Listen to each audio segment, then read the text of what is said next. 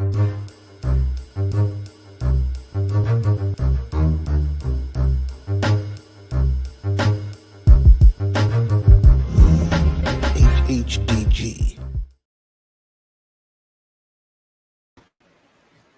Peace, HHDG. We are on another episode of HHDG Media Podcast. Shout out to everyone that's always tuning in through our YouTube channel, as well as our Facebook group, HHDG. As you can see on our bottom banner, you can always go and check out our website, hhdgmedia.com. That's where we have music, our written interviews, our merchandise, and upcoming events. As always, HHDG Media is also a company, HHDG Media Inc., which consists of our 5 owners: Rock Vader KB, myself, Wiki, Skelly Top, T. Smith, and Demir. For tonight, we have a talented and business-minded entrepreneur that's been doing this thing for quite some time now. I think I might have discovered him around 2015, 2016, if I remember correctly.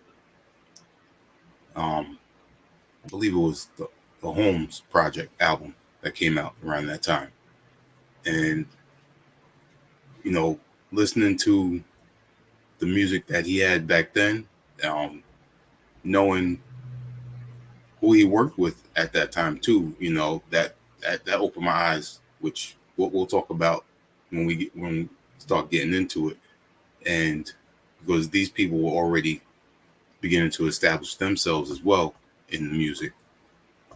One of those being two members, Griselda, Westside Gun, and Conway. And another artist at that time, because I discovered both of them at the same time because of I believe he's from the UK, Yellow Baklava, if I'm saying it properly. I have to check that again, but I know that they Duck Blazeworth as well as Blessed Picasso were on quite a bit of projects around that same time. So, opening your eyes and seeing the same name and, digging what they putting out, it piqued my interest even more. So continue to listen to them. And here we are, 2024. Just last week, part 2, Realist in the Room, part 2, dropped on August 23rd, day after my birthday. And in April, on the 19th, we dropped part 1 of the project. And just like when I first discovered him, consistent, with his music, street cinema, life, getting down to, just the way everything is, and also still having that business mind in his music the same way I see him with his merch, because his merch game is always on point, and I see how his products is always selling out. So he's definitely, experienced and seasoned in that as well. And coming out of Portsmouth, Virginia, I know it's, along the seaport areas. I noticed that there's not too many artists that I picked up, in that particular area, but Blessed Picasso is one that has continuously stuck out among artists coming out of Virginia. And one thing that continues to be consistent with him is his quality of music. It's not just a dope track here, another dope track there on another project. No, he's consistent with each project, throughout the entire album. And I believe, trying to remember, I think there was another project, early on. I think it was Al Mansour, if I remember correctly. That was another dope project that I definitely wanted him to talk about as well, because I noticed with his work, the imagery on on his projects is very similar to how he expresses himself through his music. And I'm not sure if he did all the artwork, but I'm sure his vision with how he came up is always on display first, which is always important when it comes to a project, because that album cover is how you normally remember not just the artist, but the dope tracks. And he's always been doing that. I know he also does production as well, which we'll talk about. And we're also going to talk about Black Pentagon. So without further ado, I'd like to introduce for the first time, Bless Picasso. Peace, peace. Peace. Appreciate that, man. Appreciate all you said, for real. Thank you. Yeah.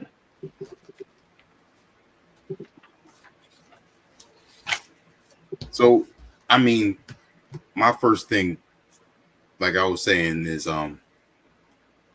piqued my interest early, and I'm not sure how familiar a lot of people are throughout the music that I mentioned. Mm-hmm. But you always seem to be, I guess, how would I say, your work ethic, is professional. There's no throwaway tracks on your project. So, and like I said, that was back when Holmes came out. It was still the same way. Yeah.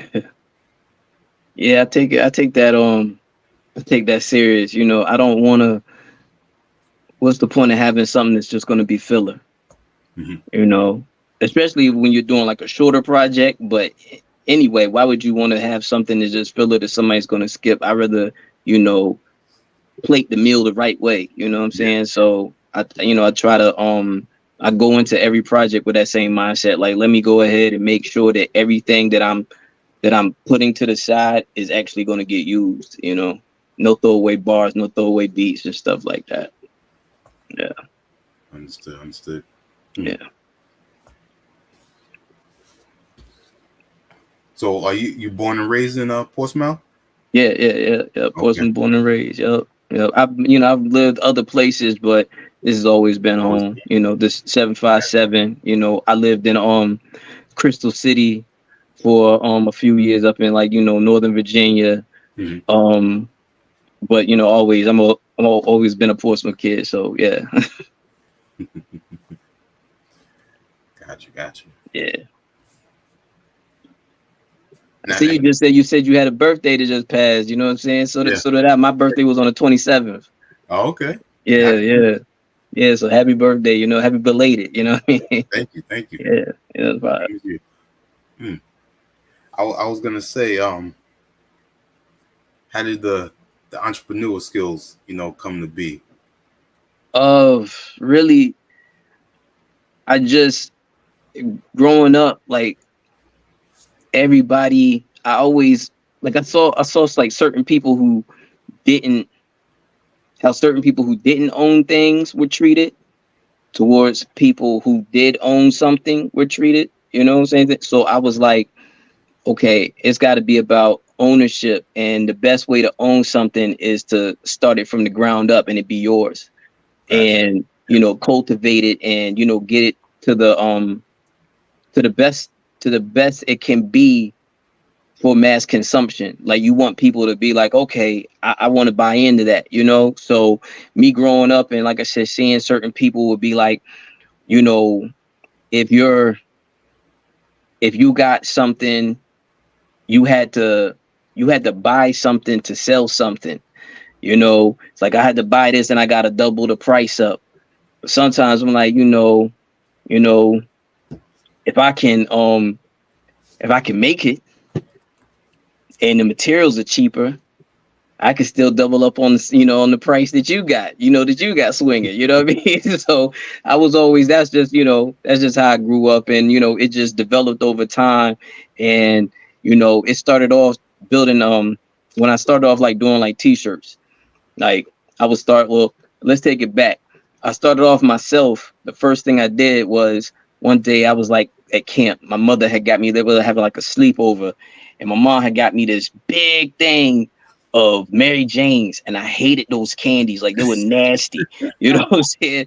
So I was like, yo, I can swing these. So for some reason, nobody else had any candy in the spot.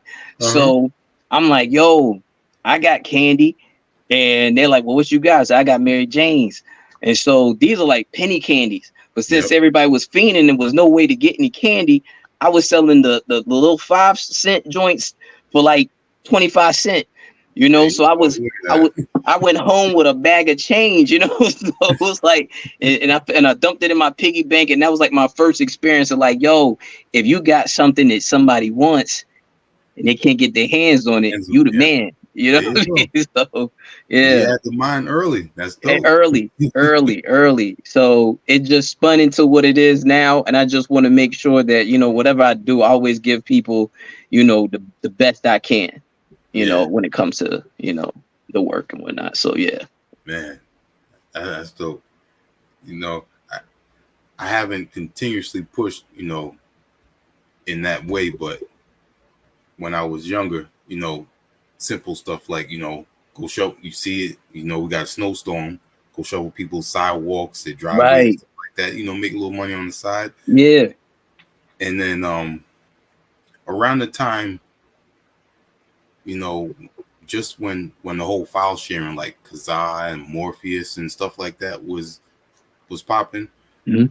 I was still recording a lot of underground hip hop shows at home in New York.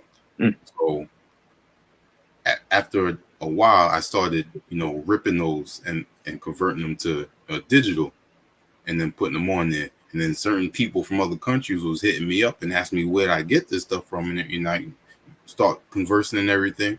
And then one time, someone said, "Can you make me a CD and ship Mm. it to me? And you know, I'll pay you for it and everything." And you Yeah. know, I wasn't thinking about that. Right. For a while, you know, I did that a few times, and you know, I learned early about how expensive shipping prices are when you go to other countries as well. I was like, Facts. Dave. you know, Whoo. for a Yeah. while, you know, I was actually sending people, you know, freestyles from radio shows and you know certain songs in there that Yeah. people weren't hearing back then. That's dope. That's dope. Yeah. See, you found your lane though, and by mistake. Mm-hmm. Because you're doing it for yourself, you know what I Yeah, mean? And then somebody hit you up like, hey, yo, I need to get in on that. And then that spread like wildfire. You know what I mean? That's dope. That's dope. um, early influences. I know you've mentioned Cool G Rap and Nas. Yeah. Um, and any local artists? Um, yeah, I would have to say at one point in time, Wu Syndicate. Wu Syndicate. There we go. Wu Syndicate. Wu Syndicate, the Clips, because you know, like from this area, you don't really see people. You don't see people bubble. You don't see them make it, and if they do make it, they go away, and you don't know they're from here. So it was important that you know getting the Clips first album is on Lord willing, and seeing the scope in the background on the back cover. You know, it was important hearing, you know, Wu Syndicate talk about VA cats and all that. You was like, yeah, man, that's where I'm from. You know what I mean? So it was important to see those, especially those two. Those two right there was important. Mad Skills, you know, he was important because you know a lot of people, you know, just from his intro with him rhyming and everybody like, yo, you from Brooklyn? You from Queens? And he's like, I'm from Virginia. You know, it was like, yeah, we got spitters too. You know what I mean? So those were three that were really major when I was like, yo, this can be done seriously. You know what I'm saying? So That's dope. yeah. Yeah, and I've noticed in recent years, Wu Syndicate, you know, been bubbling again. Yeah. They got a lot of music, you know what I'm saying? Shout out to them, you know, continue, you know, to do what they do, man. You know, like it's just a better look for home, you know, like I've always been like, like Virginia, like, sort of like it has like the Allen Iverson curse. Like people put him more with Philly Uh-huh. than they do with VA, like it's like, yo, yeah, Allen, Philly is like, nah, man, he's a VA guy, man. Yeah. Like, Mm-hmm. so and sometimes, people forget that people are from here. Like I'm always, facts. First album is a classic. That's a fact. But yeah, like it'll be like I don't know, man. It's just crazy how, like, like we just can't get props for nothing. You know what I'm saying? So I'm just glad that it's been a few groups that people are like, oh yeah, they from VA. Because a lot of times I get told, like, if people are doing interviews or if they're just mentioning me in something, I'm not even from here. So yeah, so you're like the first person to really be like, well, I'm exactly where I'm from. I either get VA, but I'll get Richmond. I've gotten Georgia. I've gotten North Carolina. I've gotten California. I've gotten everywhere, but really well. So you're the first person to give me to have an interview and really say where I'm from. So I appreciate that. Hey. Yeah, it is, man. Yeah. Yeah, I mean, Virginia's like you were just saying. There's a lot of talent out there, and I'm glad you brought that up. Because they need their props. From what state they come from, what city they coming from. Right. Definitely. Because almost every other place people know if you're from Philly, if you're from Cali, what part of Cali, Long Beach, Richmond. Right. And it's dope because there's actually a festival going on tomorrow at the Scope, and it's Pharrell, not Pharrell, it's Family and and Pusha T. They got a joint, the Cousins Festival, and it's Nice. it's a big deal. They got Larry June, Erykah Badu. It's a big deal, you know what I'm saying? So it's a good look for the area again, because that lets people, people know that we got events here too that's for hip hop, and so yeah, it's dope. It's dope. That's nice. Yeah. You have any brothers or sisters that are in the music? My older brother on my father's side, like I'm an only child. Okay.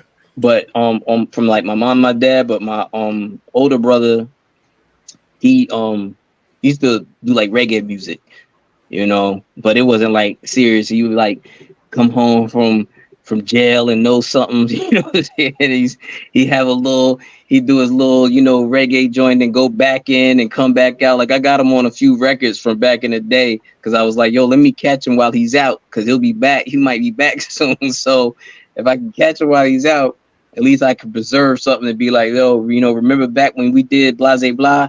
So, but he's like the only one I know. Everybody else is, they just chilling, working regular 9 to 5s, living their life. So I'm the only one. My mother, she used to sing, when I was a kid, little kid. My dad, he used to, playing his little his dad's church band and whatnot, and so I think it comes from them for me, what I'm saying, even though they split and did whatever they did separately, like it still was instilled for me and me from young, to do this. So yeah, I'm gonna carry it on. There you go. Yeah. Nice. So what came first for you, the MCing or the production? MCing off top. MCing. The production is funny. So there's a dude around here. Shout out to Bloody Isaac, man. It's a dude around here, and I remember one day I hit him up and I was like, "Yo, you had a beat." He had numbers, like a phone number on the back of a beat tape, and was like, "Yo, you need beats? Hit me up." I'm young. I hit him up like, "Yo, how much you letting beats go for?" He was like $75. I'm like, "Whoa, that's crazy." You know what I'm saying? So, I mean, I'm like a kid, so I'm like, "Yo, that's wild." So I remember asking my mom, I was like, "Mom, like I gotta start making beats, because I got ideas in my head, because I grew up like, in the band, play the trumpet, playing the piano, taking piano lessons and whatnot. So like I've always heard things, and I was like, yo, I wanna try some stuff. So she got me a Yamaha keyboard, you know, and I started banging out and like, you know, making tracks off of that, and you know, would basically make my beats because it didn't have like a way to loop on the keyboard. So Mhm. I would make like pause tapes Yeah. with the, you know, and play one part, pause, record, play the other part, pause, record, you know what I'm saying? To formulate like a beat and then loop the beat over and over again to rhyme over. Like I was doing a lot. So but that's what got me into it. And you know, once I got my hands on some equipment, it was a wrap, you know. Like I was like, yo, I can do this on my own. Cause I'm one of those people, like I'm really, me growing up alone, it made me want to, I love doing things by myself. You know what I'm saying? Cause it's like I already know what I want.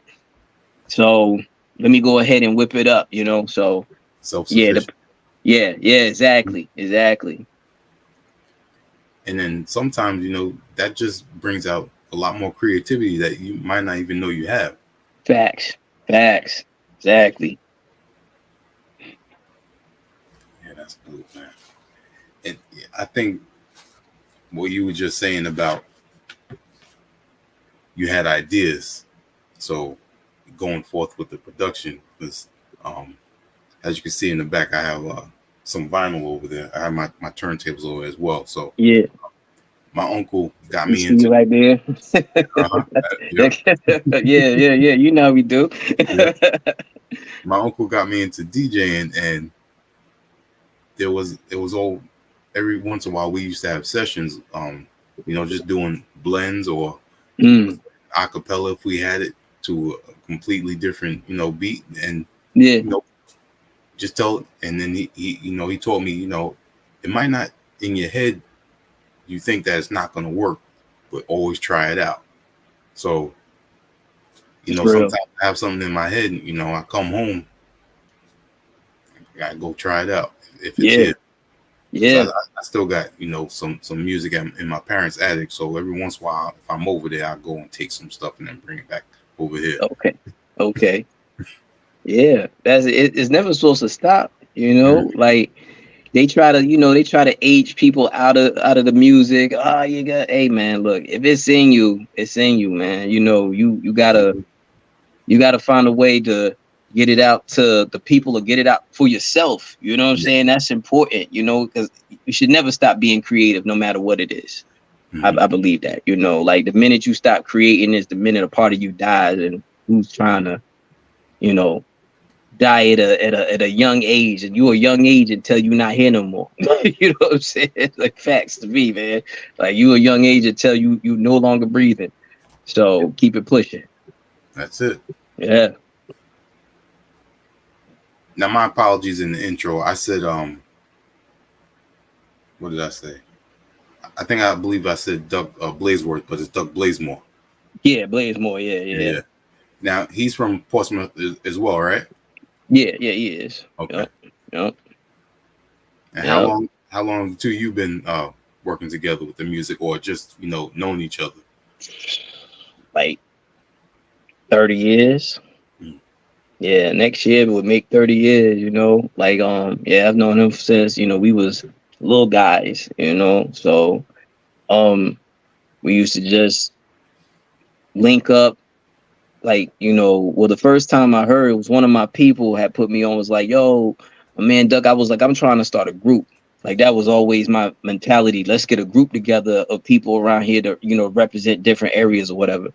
So I was like, my man was like, yo, my man Duck, you know, You seen him a few times before. And I was like, oh, the funny dude, because you know, he's hilarious. So I was like, he was like, yeah. So he came over one day, he's just rapping. I was like, yo, he's he's nice with it. I'm like, okay. So from then, you know, we just linked up, and you would come over to my grandmother's house, and I had a little setup with the, you know, with the mic and turntables and our recorders. We have like so many demos of us just trying to perfect what we're doing the songs over and over and over again, rhyming over industry tracks and everything, just trying to just get it right. You know what I'm saying? So he's like really my my day one when it came to, you know, putting the work together.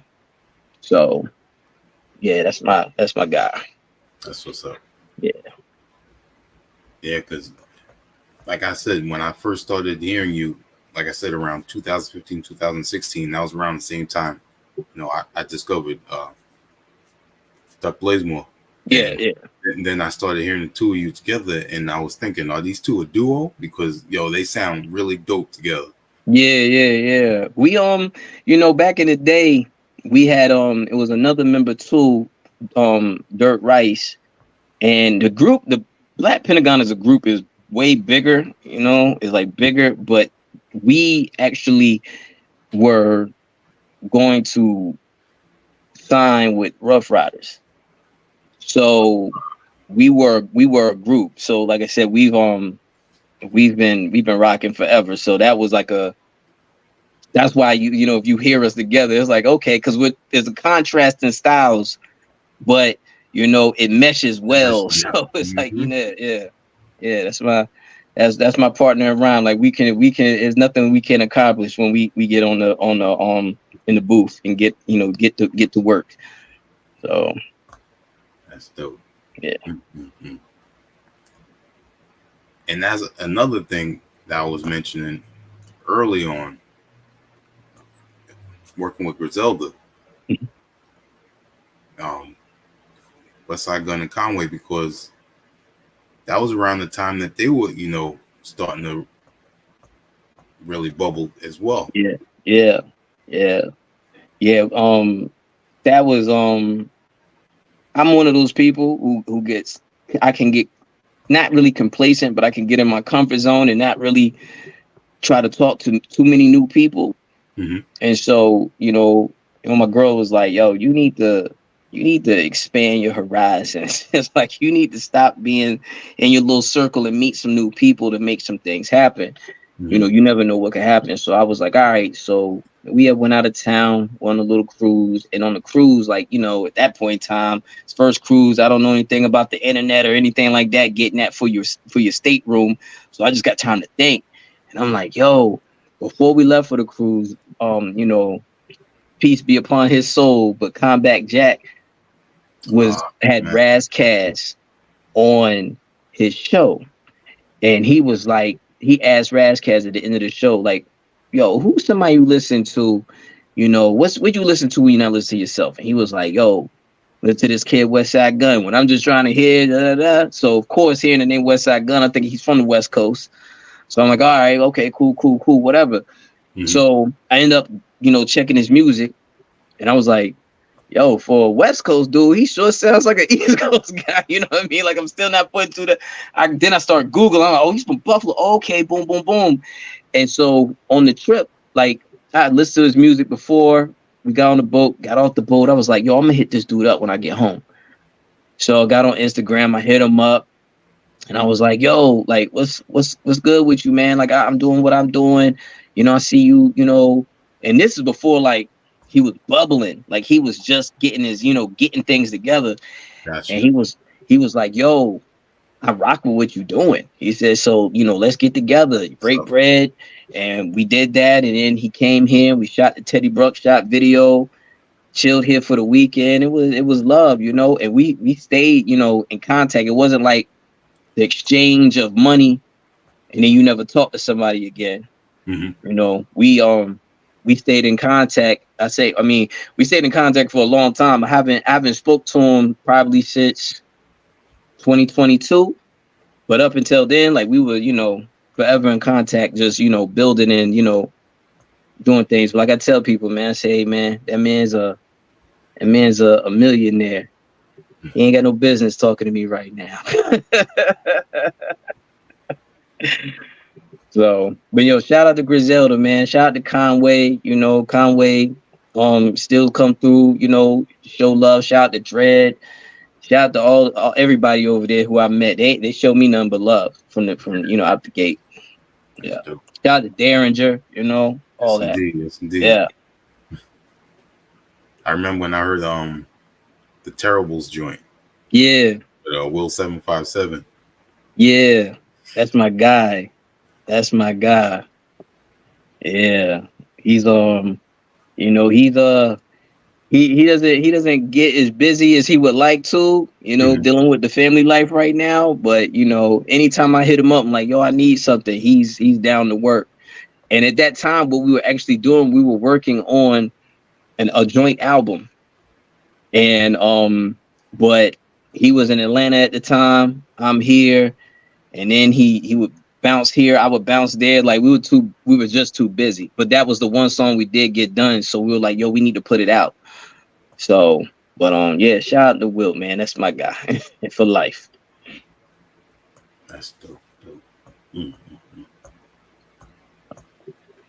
Let's play Teddy Bruckshot for the people watching right now. Indeed. Let me see and get that real quick. Which is produced by Camouflage Monk. Shout out to Monk. There we go.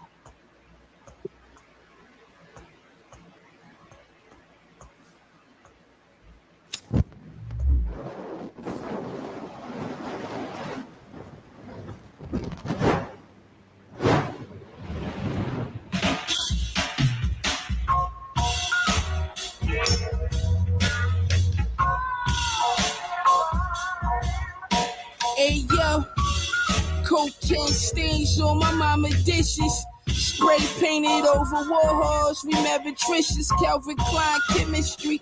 Blood, sweat, and tears over stoves. Way to 32 shot Mac out the rose. Marcella Kingpins. Fuck Stella McCartney on the weekend. Cincinnati's walk the water like I'm Jesus. Demir Doma got that fish scale aroma. 1,000 boxes of baking soda, Scaglietti okra, Figaro's over Cuba links, Minx dragging over marble Perignon sinks, old guards teaching mathematics, Jeremy Scott's dropping new wings, I got to have it, fully automatic, all this blue money stuck to me, Dr. Rico luckily. It's the highest grade, get into my head. Burning on the highway, it's the highest grade, get into my head. Burning on the highway, it's the highest grade, get into my head. Burning on the highway, it's the highest grade, get into my head. I'm just stashing bloody money for a rainy day. Got straps in every room in this spot for this game we play. The Mac can make them fade away. The Visky with the post up. Ice Imperial bottles, they for my crew, we toast up. From cold cuts to booths, it Bruce Chris. Now who's this? I'm God J. Reed, don't get sodomized with a pool stick.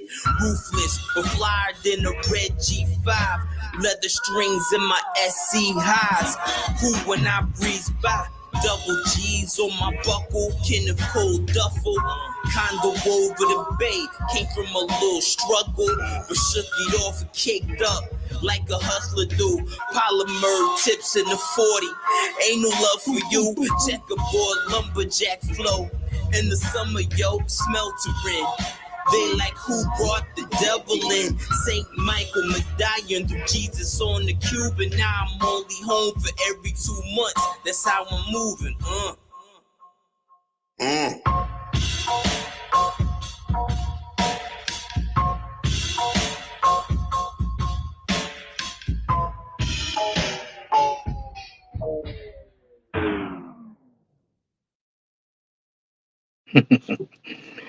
Mad years ago.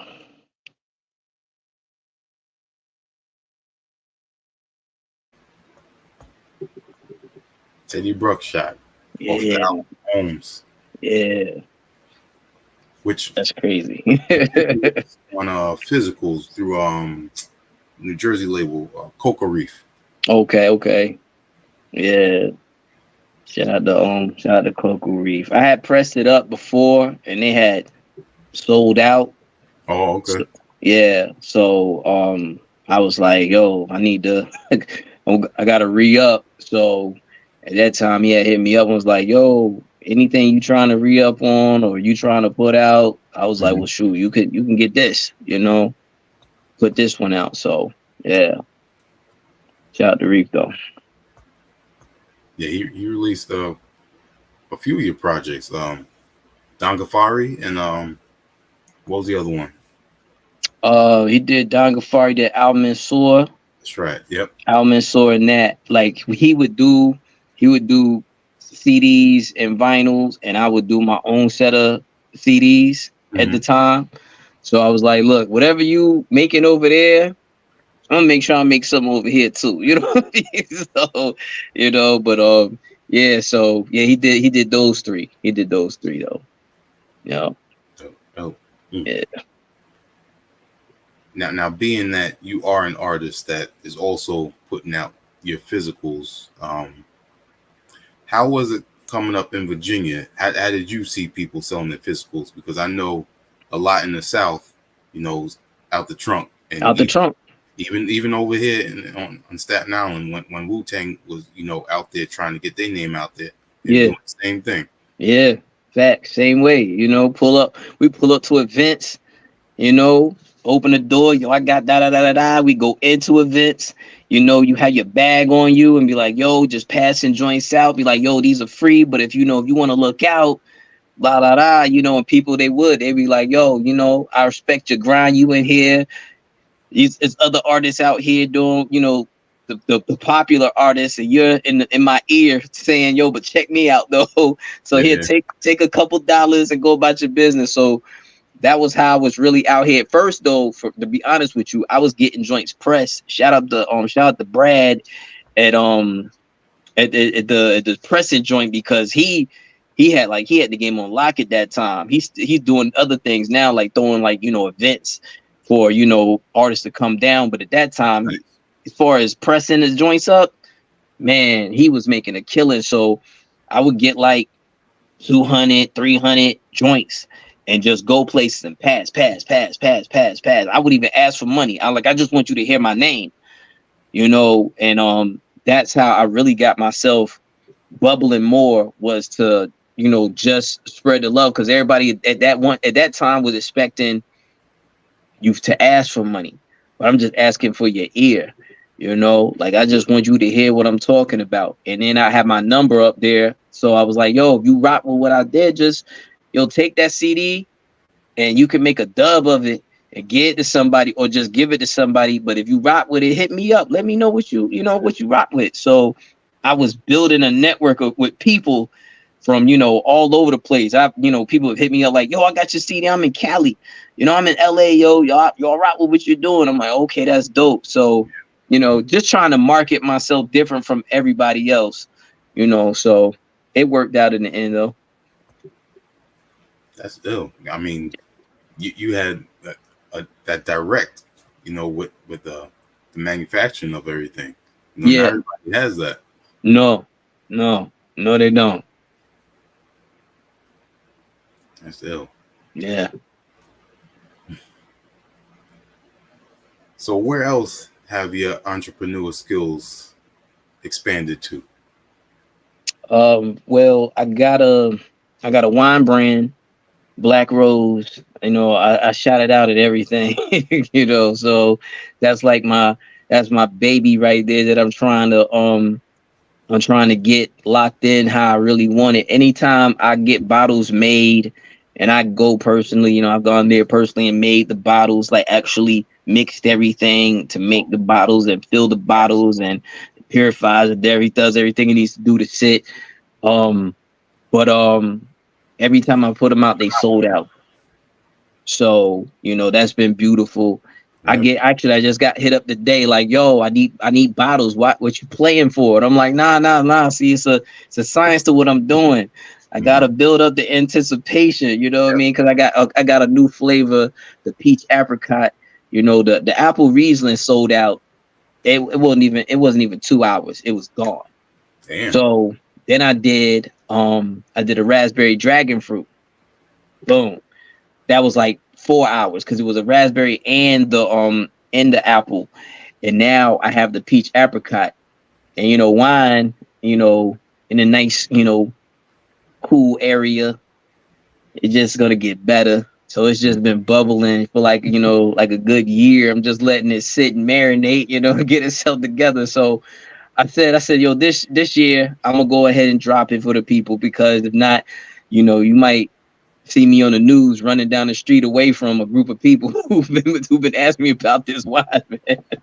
So, but yeah, that's the next thing I spend it to, because, you know, um, it's classy. Like, you get you a nice wine, and on the back of the bottles, like I cook too, so I put together recipes that are paired best with, whatever wine did you get. Yeah. Mm-hmm. Yeah, so if you get the apple Riesling, it's a steak recipe for that. If you get the peach apricot, it's a fish, blase. I mean, well, not the raspberry dragon fruit, it's a fish joint. For the peach apricot, it's got one, like, just to, be different, because I haven't seen people really, I haven't seen anybody else do that.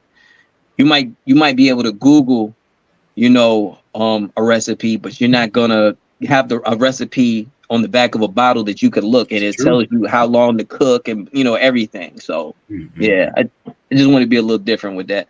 Man, see the experience. I mean, this is dope to hear, because this is not just coming from a business-minded person. You are actually in the the dirt from the foundation doing all of this. Right. That's cool. Yeah. And to see the things actually work, like, if because in your mind, like you said, you'll have something in your mind and you'll put it down and be like, oh, that didn't come out, I thought it was. But to have something like, okay, I was right. Yeah, it's a plus. It's a plus. Nice. Yeah. And wow, the wine and the food. Yeah, that's perfect. Yeah. And what got you to that point of thinking that you're gonna create the wine? Is it because as we mature, and we being observant as well, yeah, certain crowds are and everything. Part of self on interrupting you, I didn't mean to do that, but Sure. Yeah, it was more like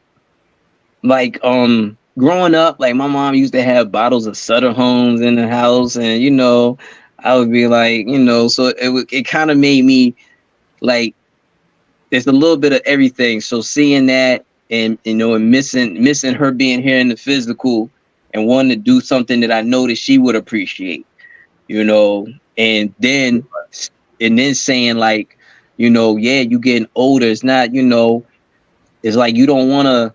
It's not always about what liquors you can mix. Sometimes let's just take this, this nice chill bottle while you chilling with your, with your lady, and let's pour this. Let's listen to some jazz and relax. Everything has got to be rah all the time. So I wanted people to be able to, when I talk to people, I wanted them to be able to share a good experience. Like, yeah, we pop, we uncorked the wine and we had a, beautiful night. I don't want to be like, yeah, man, I had your bottle of liquor in my hand. I cracked homie because he was talking crazy. You know what I mean? I was just like, yo, I don't want that right now, man. Later for that, I just want people to, to have a good vibe when anything, that involves me is around. I'm not, like, so that's the mature side, is like, yo, let's, I wanted to get something that I knew that could be enjoyed by grown folks. Yeah. That's dope. Yeah. Turn down, man. We ain't got to turn up. We turn down. That is dope, man. Mm-hmm. And I mean, that's. I mean, I'm just thinking in my mind, what everything that you said and how easy that can, not just if you wanted to expand to other avenues that relate to the food and the wine. Yeah. Also, how that can cater to a wider audience outside of what you've done before. Yeah. With the music. Yeah. As I'm saying, it's like the music is here for certain people, Hmm. and I want other people who might not know me from music or even care about the music. I want to still be able to offer like a service. Yeah. You know, I don't, it's not about the music. So you like, oh, I don't want to hear all that. But that wine is good. You got some good. So either way, it's something that I'm contributing this, positive for a greater good. Like I said, I know with anytime people anytime you see anything dealing with like wines and stuff like that, it's a very chill environment. It's not a bunch of rah rah, and it's like I said, it's for the grown and sexy, man. So that's what that's for. It's not for you know it's not for the other side of the game. So I wanted to somebody's aunt, somebody grandma, they can get a bottle and just chill and had a book club over and whatever else they got going on, playing bingo, whatever it is, and just those bottles can go anywhere, you Yeah. know. Yeah. I hope a lot of people are actually paying attention and understanding how creative just the simple things. I think a lot of people overthink and try to make like a complex invention when just make it something simple. You Yeah. know, my uncle that got me into DJing, he always said, build a better mousetrap in the concept of keep it simple. There we go. There we go. Yeah. That's dope. Yeah, that's real. Yeah. People try to, you know, the wheel's already been invented. Just got to improve on it, Hmm. like it doesn't, because that's the hardest, that's like the hardest thing for people who are like business minded. Sometimes you can get in your own way because you're trying to do something that's so far out there, and it's like, nah, reel it back in, because there's always like, it's like if you think about how many burger places is it, you know Hmm. it's like, yo, so it's like they might have added something into it, but they're not like, there's a difference, yes, between McDonald's and Burger King. But at the end of the day, they're both burger places. Hmm. Burger King didn't say, hey, you know what? We're gonna do something totally different. We're gonna make tacos. Nah, he was like, yo, I'm trying to go get you with these burgers. You just make it different, make it different. Then the next place comes in, Wendy's comes in, blah blah blah. Everybody's just, they're taking the same formula and just flipping it. So that's how I look at things. Like, look, man, you trying to do too much, you're gonna outdo yourself Yep. to the point where you might flatline before you even get off the ground. Because like, even perfect example, in my area, there were no wing stops, right? So traveling abroad and whatnot, you get different food. So we got like wing stop, and I was like, yo, we need a wing stop at the crib. Like, that's what we need. So, come back home, fill out all the paperwork, look at all the locations they said would be available in the area. And, you know, then at the end, like, they're like, hey, you know, you got this, but we need that. And it was like a way, way much more money that I had that was just like, liquid. And I was like, okay, y'all wilding with that, but I see what's going on. So I say maybe like 6 months later, Wingstop started popping up Wow. all in the See? area, you know? So it's like, because at that time they weren't thinking about expanding to Virginia, it was like whatever. But somebody got interest in Virginia. So what you do is, those people who know people contact their buddies in Virginia who got that capital to back it up. Hey man, you want to start a restaurant? Hey, yeah, get that restaurant. Boom. So everything is like a domino effect. So when people come over like, yeah, I got this Wingstop, I said, you enjoying the Wingstop? You should thank me, man, for putting in the work to get over here. Yep. Yeah, man.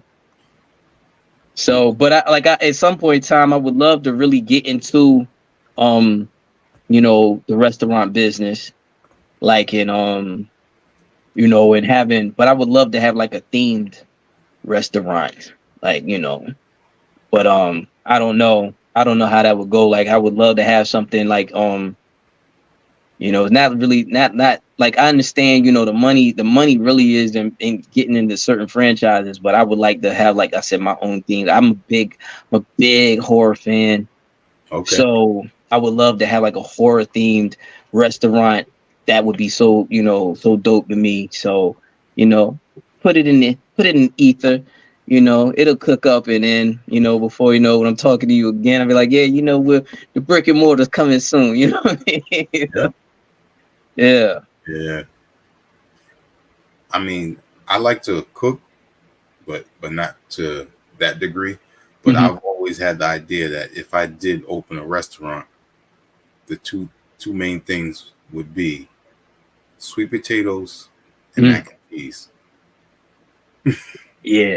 Those like you can't go wrong. Yeah. Yeah. You can't go wrong. Like, hey man. Right now, you just said that. I'm like, yo, I might need some Mac soon now. You know what I'm saying? Just from you saying it.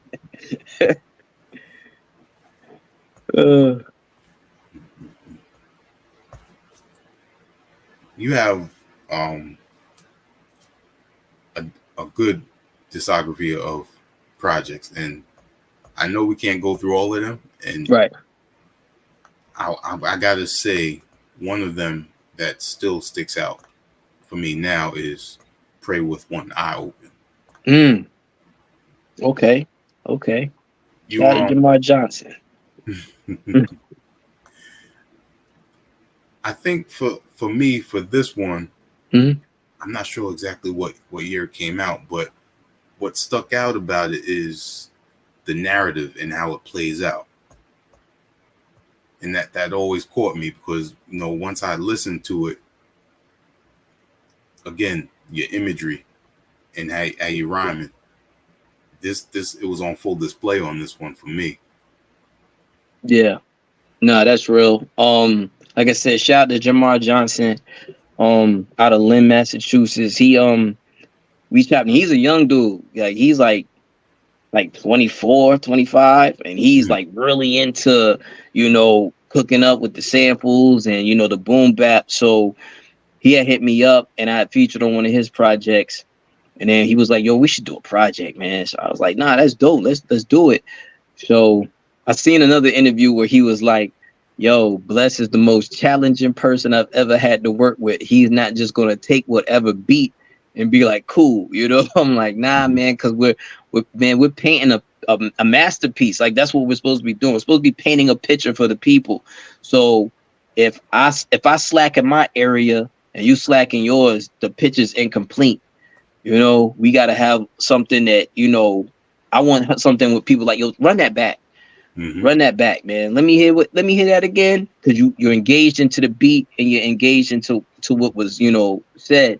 So yeah, Pray with One Eye Open, like it was to me, like I told him too. I said, yo, my fault for not dropping any physicals, on that one, because it was like, yo, people were asking me like, yo, what a vinyl. And I was like, all right, so I'm gonna double back. I told him, I said, look, I'm gonna double back and I'm gonna do the vinyl for it, but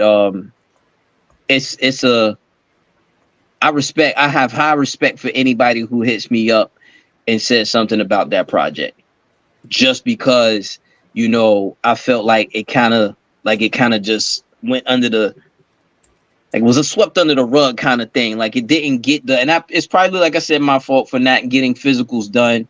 But with me, up and down, like I be 1 minute I'm enthused to the max with rap, and the next minute I'm like, yo, man, I'm about to throw everything away. Like that's just the pull with me, because it's like I put so much into this. Yeah.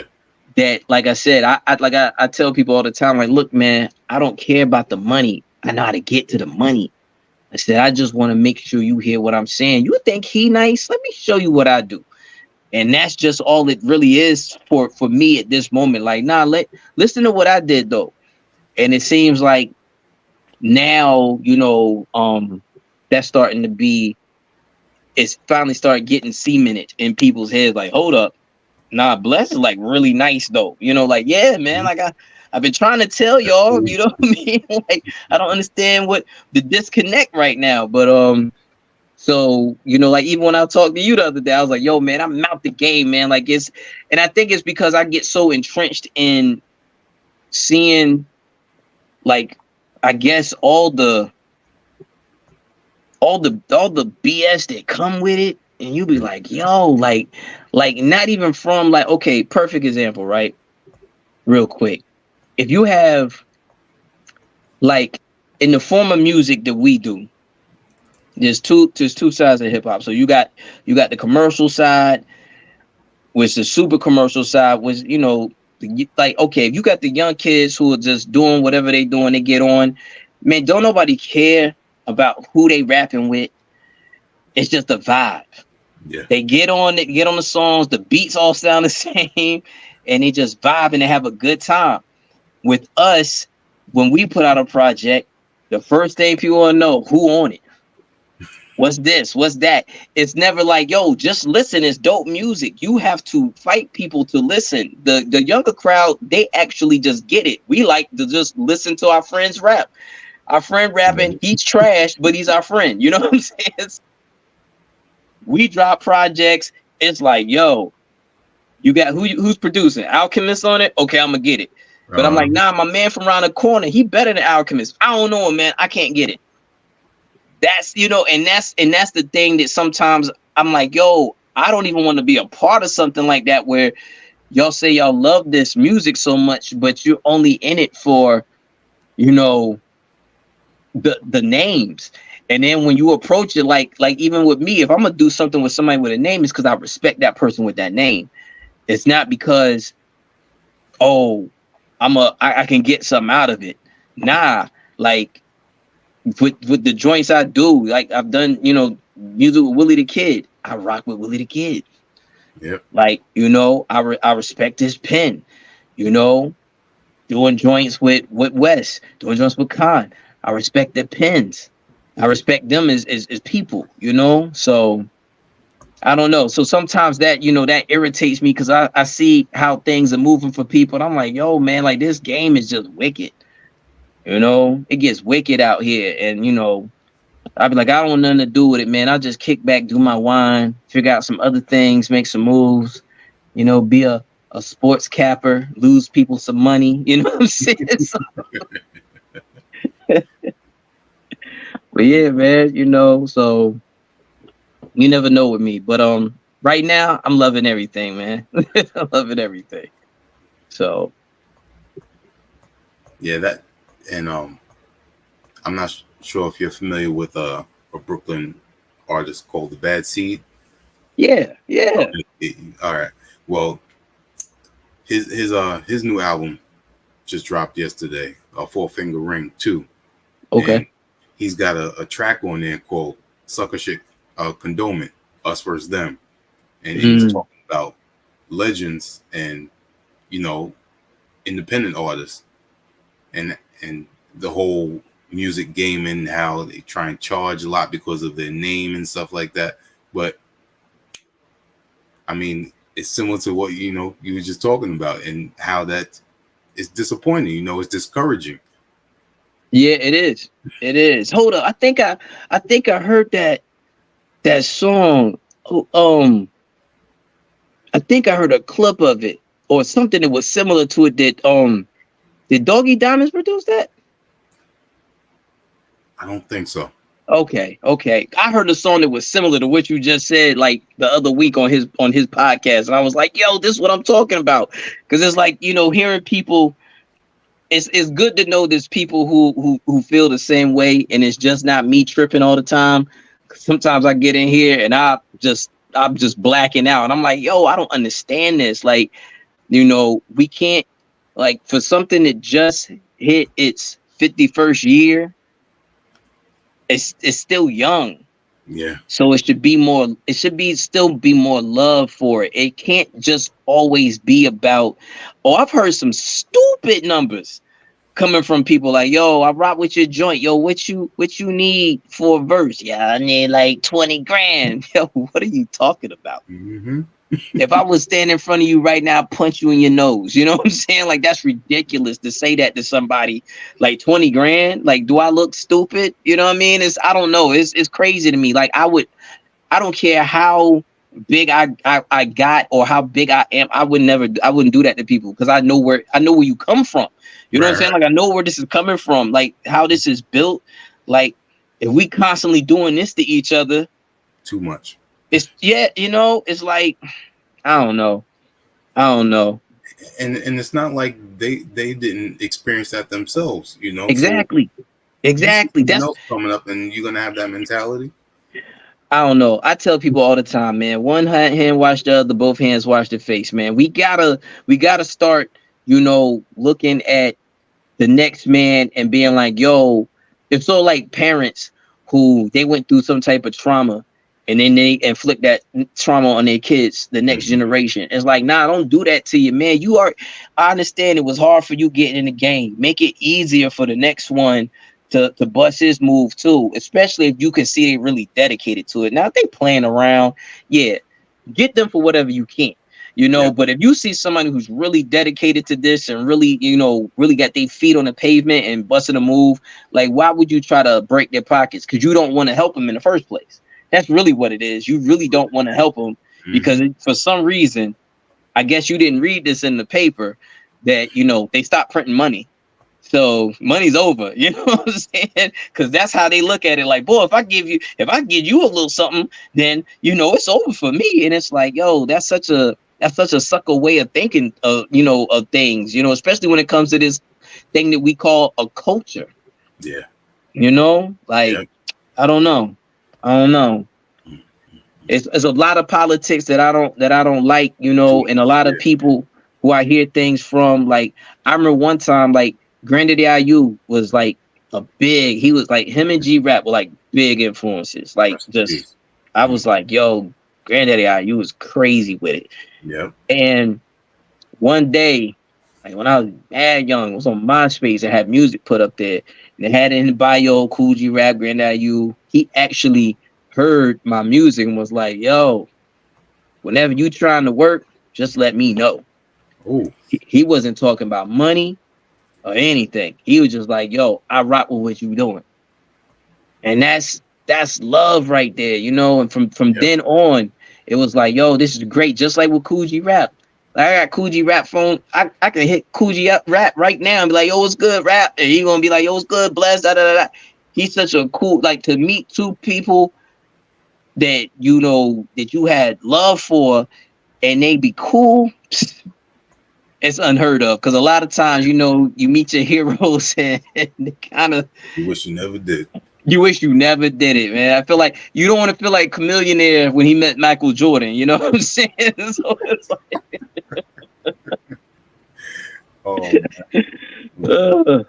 yeah. Speaking of Granddaddy IU, his last album, The Essence. Yeah. He strictly produced it and let all MCs, do their thing there. Yeah. And right there, that's respect. That's almost similar to the recent Rakim project. Right.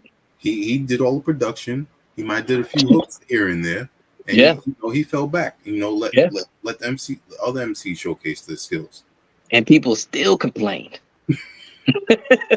They still, yo, where Rakim at? I was like, yo, he already said from the beginning this was gonna be a self-produced joint where everybody was going to get the shine on it. What are you complaining about, man? Like, that's what I'm saying. It's just complaints all the time. It's never appreciation.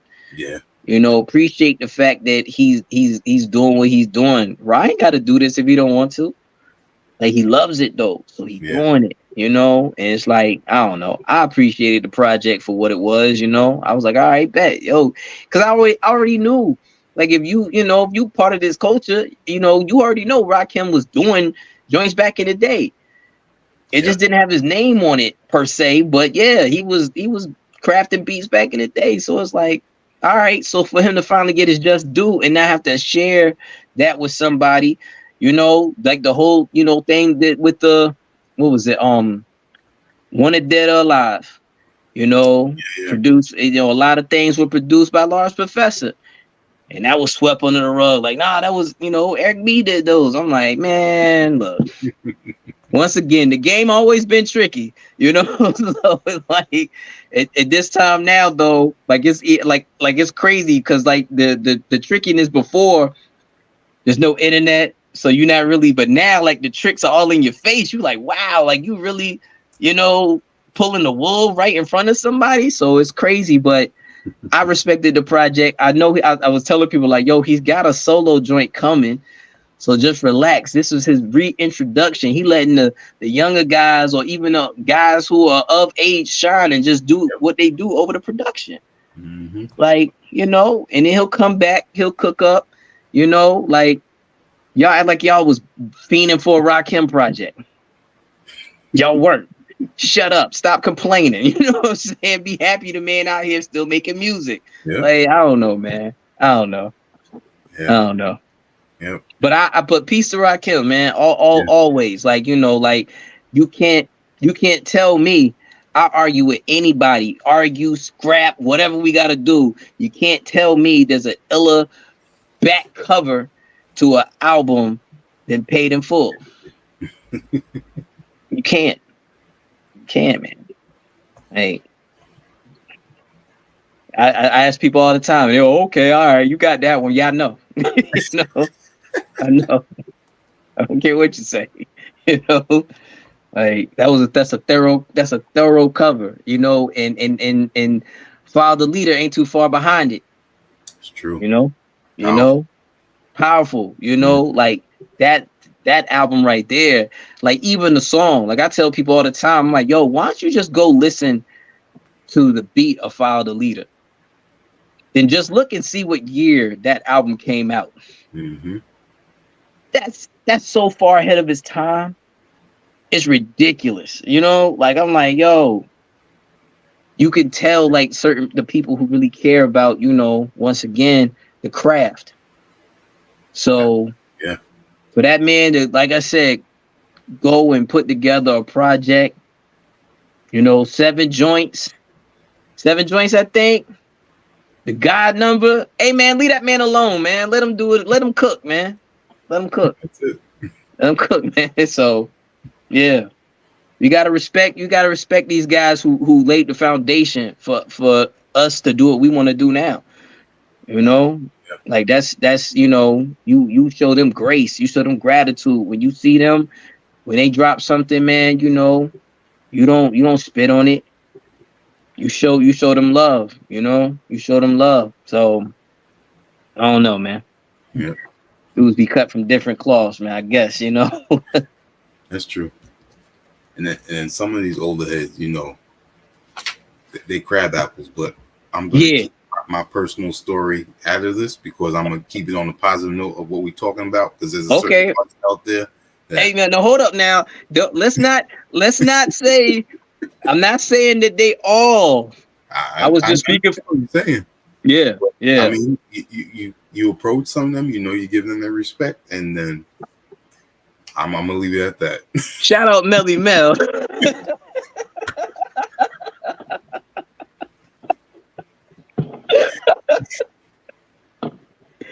Oh man. Shout out Melly Mel, yo. Oh man. Realist in the Room. Yeah. Part 1 dropped on the 19th. Yeah. And a few days after that, I saw some of the footage and the pictures. You had the album release party. Yeah. I saw Team Demo there. Yeah. A1 there. Yeah. I saw Illa G there, who I just saw perform at the Smith & Wesson show last week. Okay. You know, tell me how it is, you know, to have that energy there and, you know, just the whole album release party and, you know, the people that come and support like that.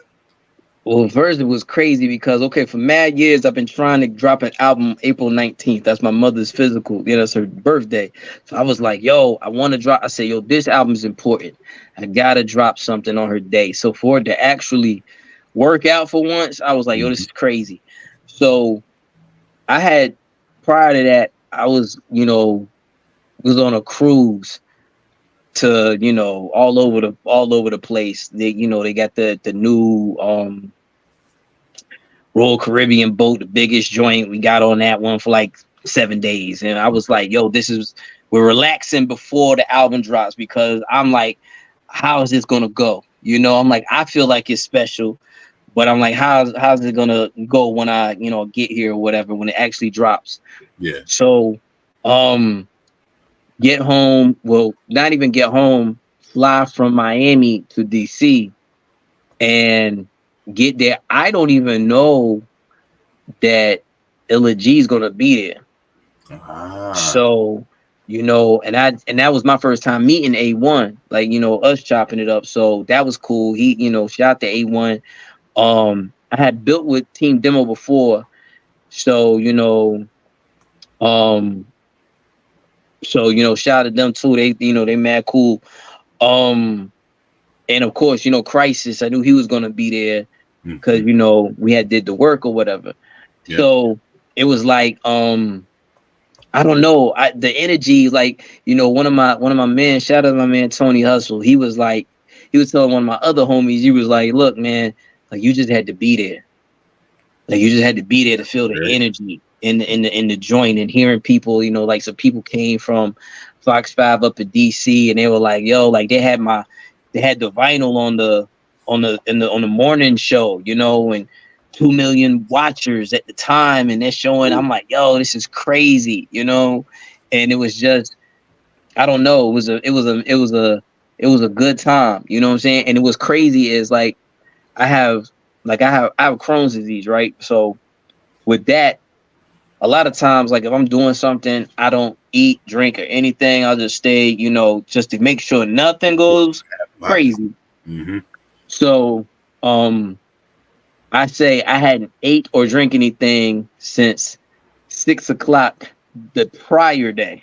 So by the time I get on stage, it's probably 9 o'clock the next day, and like mid rhyme, my throat just. Oh. And luckily, Tone had a water and threw it to me from the DJ booth. I cracked it open and finished my joint. But like after that, I was so excited. Like, I had got my adrenaline was up so much that I crashed. I got back to the hotel room and like just passed out and was like, yo, but it was worth it. You know what I mean? Like, it was like one of those things like, yo, it was worth it, man. The guys came out, like, me and Illa G chopped it up, and, I was like, yo, I got to do some work with Illa. Like, I've always, respected his pen game. And I was like, yo, and knowing that he's been, he spent a lot of time here in VA too, up in Richmond, you know what I'm saying? So I'm like, okay, he knows the land or whatever. So, chopping up with Crisis and, us,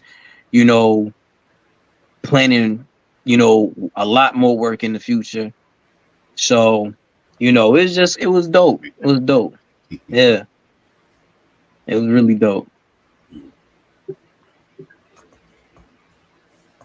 So how did this album come to be? And well, it started off like I told myself, like, once again, get out your comfort zone, stop doing what you're doing with the regular people that you surround yourself with. You need to go out here and talk to other people. So me and the dude RML from Man Bites Dog, we have been chopping it up, here and there. And he really started rocking with me because in my crib in the basement, I got an arcade room. It's like my man cave or whatever. So got all the old school games and whatnot, whatever. So right, I had so he has that in the record store. So that piqued his interest that I was into, the games and stuff like that. But when you're a little kid, you get some money. you run into the arcade, you know what I mean? You go play games while moms or grandmas shopping. You need more money, you're gonna run back in, you know what I'm saying? So it was like Yeah. that type of thing, that type of energy. So that's how we really started connecting. And then my guy, shout out to Black Tokyo, he had told him, was like, yo, this, Bless is nice, man. Like, you really need to pay attention to what he got going on. So make a long story short, we kind of, one day I hit him up, was like, yo, I want to come up there and build with you. Let's chop it up and see what we can, what we can offer each other to, get some things moving. Mm-hmm. Went up to Northern VA, chopped it up with him. And he was like, look, man, let me help you with a project. Let's figure out, some people that you rock with that I think, we could make something dope with.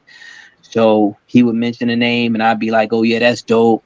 Then I would be like, I'm gonna mention this person, I'm gonna holler at this person and see if I can connect with this one, and boom, boom, boom. So we kind of put it together. Like, he would offer his input, I would offer mine. He would reach out to people, I would reach out to people, and there it goes. The realest in the room. Once again, the title plays off of, spelt like how it is, because I'm ill, actually, like from my disease, it keeps me ill. So I made it a positive, like, as Black people love to do, it's a positive now. So it's like, yo, I'm ill, like I'm really ill, So, and yeah, just put the R in front. It's the realest in the room. And it's just, no matter who I'm around, I'm just always going to be me. That's really what it boils down to. Like, I don't care, I don't care who it is. Like, you see some people get around people and they start acting different. Mm-hmm. Like, I wasn't born with that gene. You know what I'm saying? I'll see you and be like, hey, man, it's love, whatever. It's love. It's love.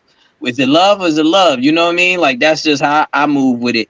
So, and that's pretty much what made people, rock with me. I tell people all the time, man, you either love me or hate me. You don't like me or dislike me. You love me, you hate me. It's just how it goes with me. So, but that's really how it came about. And, and just reaching out to, like I said, shout out to my man O, shout out to Doughboy. They made some things happen with some work too. Mm-hmm. Shout out to Big Twins, cool. Big Twins, super cool. Like I said, once again, shout out to G Rap, shout out to Elzai, dumb cool. Amazing. Yep. Yeah, so shout out to everybody involved on the project. Like, it really was a good step, a good giant step forward in the right direction. So yeah. And you had a person that inspired you, Cool G Rap, on here. Yeah. Man.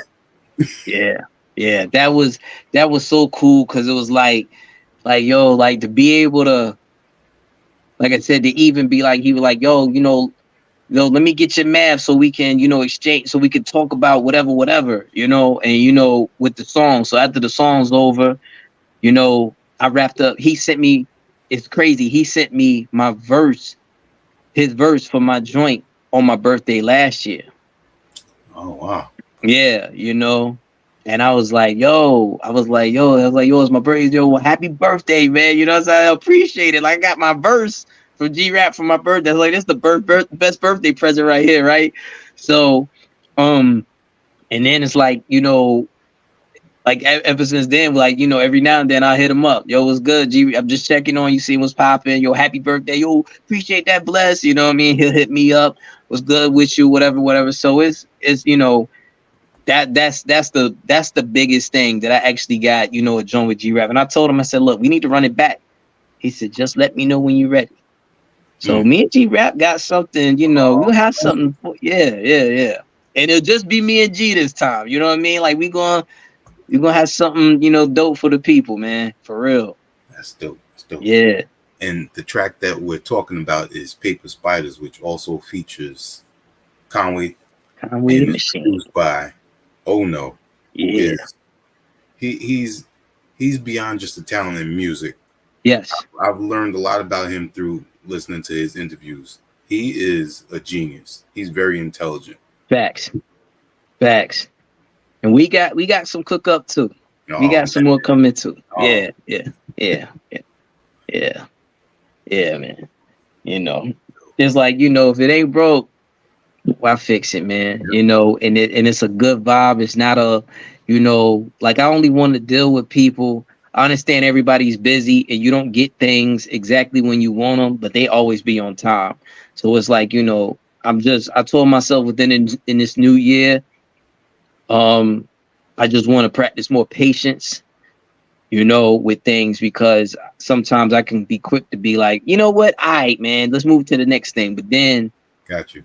you know, sometimes if you had just waited a little bit longer, what you wanted was right in front of you, you know? So I'm just, you know, I told myself, you know, but right now, like I got 3 joints is from Crisis, and they already cooked up. I just got to lay them down, you know? So yeah, we gonna bust them in the head one more time, you know? Wow. Soon. And you have physicals for all of this.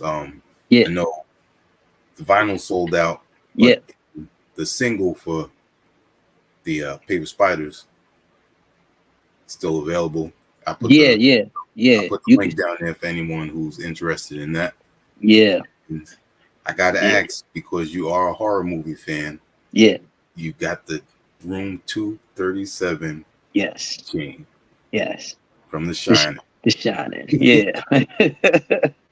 Yeah, man. Like it was crazy because at the time when I was coming up with like working on the album, like The Shining was on all the time. Like every time I turned the TV on and was flipping through channels, it will always be Room 237. He was always in that room at that time. And I was like, yo, you know, I just did the science on it. I was like, all right, look, man, this is telling me you're already naming the album Realest in the Room. Like, you know, yo, here it goes right here. You know what I mean? Like Room 237, that has to be the theme for the project. So, you know, shout out to A.A. Rashid, you know what I'm saying, for, you know, taking the picture I sent him and, you know, redrawing it and making the background match the, you know, the carpet in the hotel, you know, in the overlook. So it was dope, man. You know, it was really dope. I'm glad the ones who caught it, you know, like a lot of people was coming to me like, what's your favorite horror movie? I'm like, look, man, you don't want to start that long conversation. You know what I'm saying? Like, you don't want to start that one. So, but yeah, Room 237, man. You know, I know the real ones when they, you know, when they come to me and say, hey, and that keychain, you got the keychain to actually, you know, go with the joint. I'm like, yeah, man. I've had people like, yo, I need like 5 keychains because I know I'm end up losing, you know. So, but yeah, man. That project, like I said, I'm glad it came out the way it did. I'm glad it actually dropped on her day. You know, that was important. And then just everything moving, the cassette sold out. Might be, I don't know. No. There's no CDs left. All the vinyl is gone. So it's just, you know, it's a beautiful thing. And you know, even the ones that got shipped out to the stores, like if you Google any of the stores, it's gonna say sold out. So I see some resellers on some of them, you know, they doubling up, tripling up. I'm like, wow, I don't see none of that, but you know, spread the word, man. It's all love, man. You know, it's all love. Now being that you had part 2 just dropped this this month. Yeah. Were both of them worked on at the same time and you decided to split it, or was it you worked on it completely separate? Completely separate. Okay. Part two, like I wrapped part 1 up and then I went back in and started working on part 2. And I was like, with part 2, like anything with, if anybody has followed anything I've done, like I'm not I'm not gonna just give you the same thing over and over and over and over again. Mhm. Like I want to switch up the formula some. You're not, there's themes to things, you know. So I didn't want people to go into this one and look at it and be like, oh, this all the same people. It's gonna be the same type of nah. The crisis joint just happened to be a situation that I heard the beat and was like, okay, no, I need this. You know, I already know how I want to end the album, you know, because at that time, like I said, you know, I told you dealing with your demons and wanting to do things and certain things aren't going how you want them to go. Like a lot of people have been like, yo, this is darker. Mhm. This is a darker feel. I'm like, yeah, I mean, you know, it's got dark moments. And I tell people, I'm like, yo, the album starts off. I'm asking you, does it even matter if I'm here? That's a real question that we all have asked at some point in time. Like, yo, does it even matter if I'm breathing tomorrow? So a lot of people are like, yo, I understand that, you know, and I'm like, yeah, you want to, you know, I want to leave people with something that they can go back to and be like, he gets it. You know, it's not all about the glitz and the glamour. Like this is real life. These are real things. You know, he's a real person. Yeah, I'm not a machine. I'm not a robot. I'm not. Yo, I go through things just like anybody else do. You know, I cry, I feel pain, I smile, I laugh. You know, I enjoy moments. I don't enjoy moments. Like I'm just like anybody else, and I want to put that in the music so I can try and fit whatever mood you're into. Not purposefully, but I'm just doing it like so. If you're feeling up, you got the music to listen to that I got where you like, yeah, man, we about to celebrate. I'm feeling good. When you feeling like, yo, I need to feel like somebody, you know, I want my heart to be touched. I got that music too.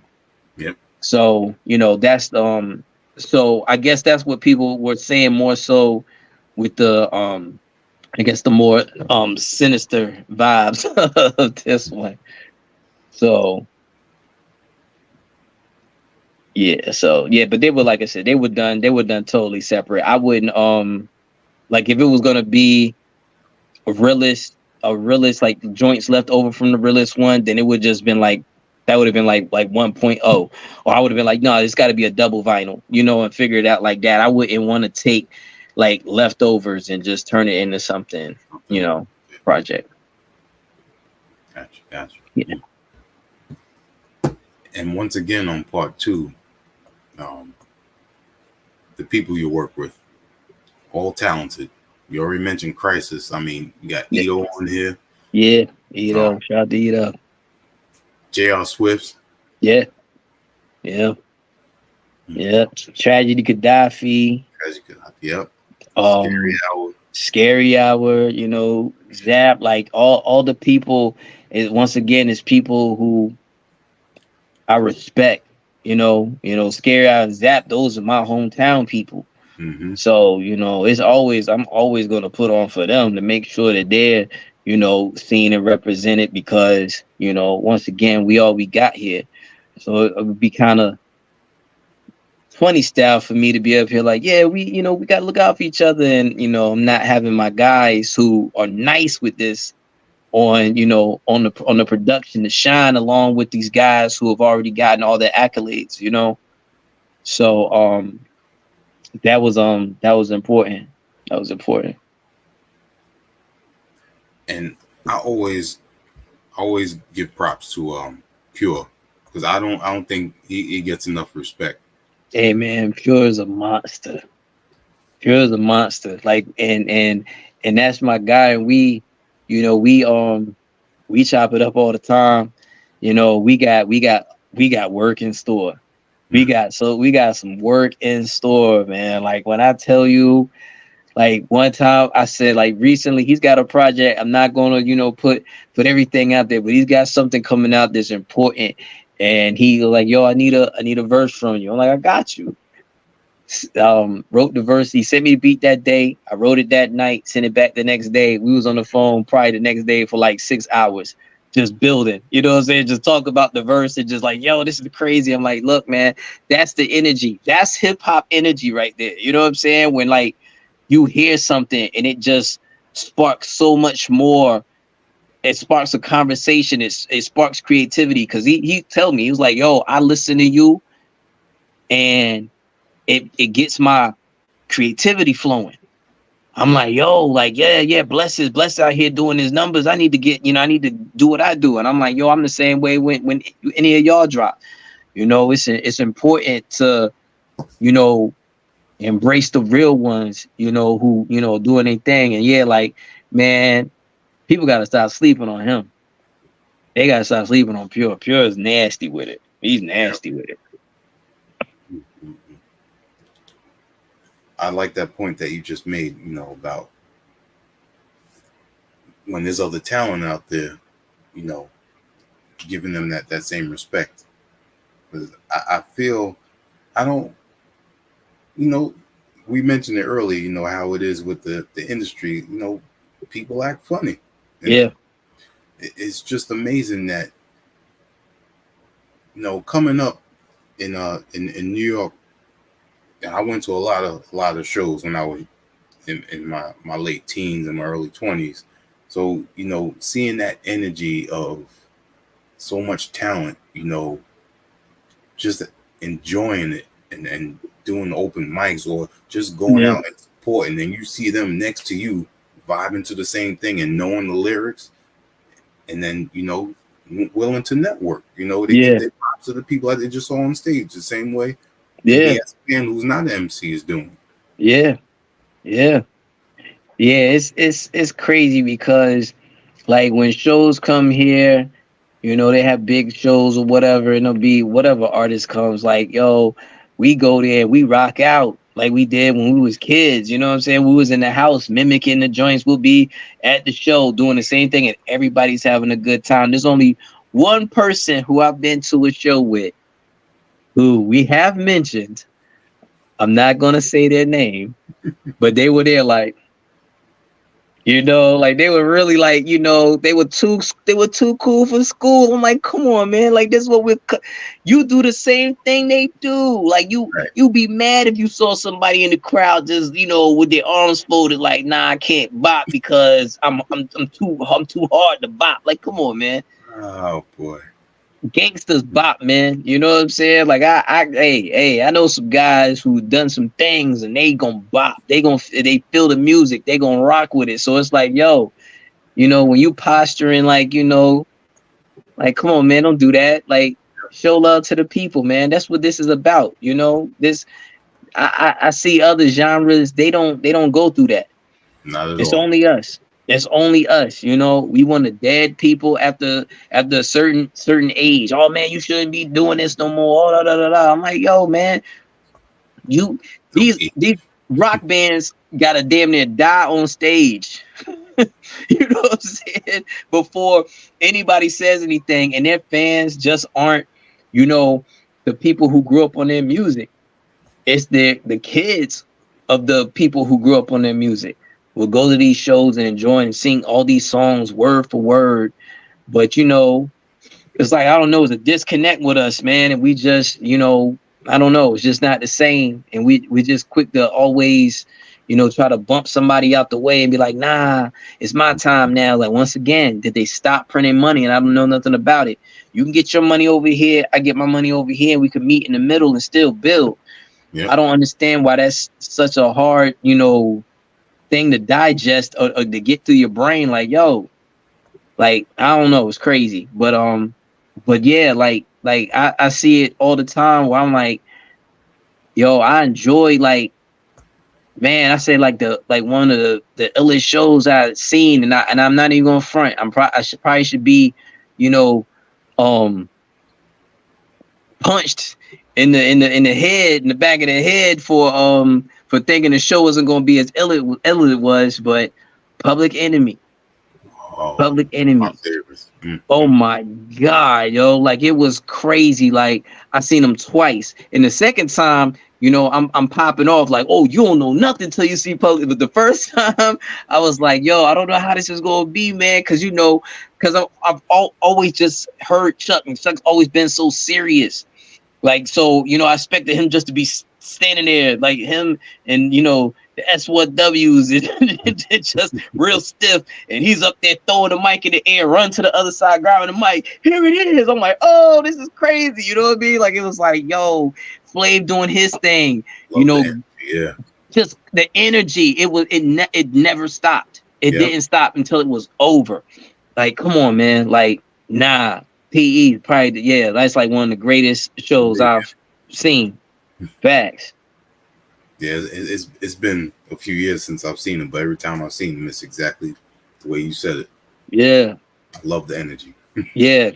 Great energy, man. Flav get to playing the drums and just playing the piano. It's like they're like, yo, he's multi-talented. Yeah, man. Flav is hey, don't just think he's the court jester. He really got talent, man. Like, he's really got talent. So yeah, respect to them, man. Like that was a great two shows I saw them perform. And I tell you one show, another performer that almost killed us. And it was sad because they were supposed to be the headliner, but Dougie Fresh and Slick Rick.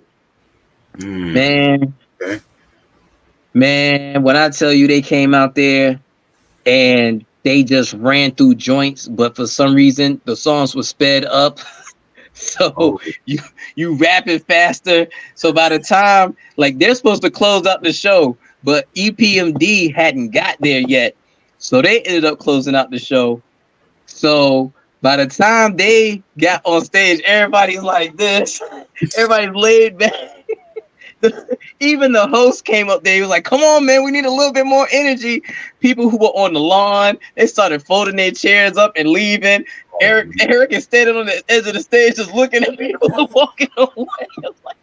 They were tired, yo. They were so tired, man. They put on a show. Like, I was like, yo, Dougie just beatboxing and Slick Rick just doing what he's doing, and he's, like I said, for some reason the BPM on Children's Story feel like it's like 200 beats per minute. He's just flying through the song, but he's telling us to keep up with him. Oh like, man, it was great. It was great, yo. That's dope. Yeah, man. I mean, that's the beauty of seeing a live performance. Facts.